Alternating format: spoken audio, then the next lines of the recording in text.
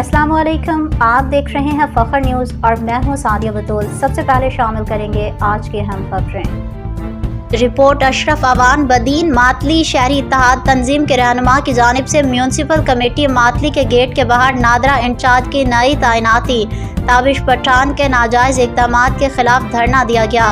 इस मौके पर मातली शहरी इत्तेहाद तंजीम के रहनुमा ने खिताब करते हुए कहा कि मातली में नए आने वाले नादरा इंचार्ज ताबिश पठान के आते ही अपने एजेंट मुकर्रर कर दिए हैं, जो आने वाले मर्दों और औरतों से 2-2 हज़ार रुपये लेकर टोकन फरोख्त कर रहे हैं, जबकि हाजी सावन गुलाब लखारी दुम्बालों से आने वाले लोगों को ये कहकर वापस कर रहा है कि आप टंडो गुलाम अली नादरा ऑफिस में कार्ड बनवाने के लिए राब्ता करें। और जब ये गरीब लोग खर्च और किराया अदा करके दफ्तर पहुंचते हैं तो टोकन के लिए लाइन में पूरा दिन इंतज़ार करते हैं, तो जब नंबर आता है उन्हें कोई बहाना बनाकर वापस भेज दिया जाता है।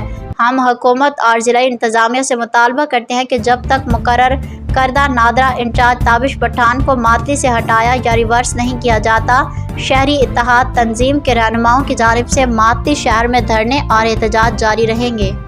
फिल वक्त के लिए न्यूज़ स्टूडियो से इतना ही। मज़ीद खबरों और अपडेट्स के लिए देखते रहिए फखर न्यूज़।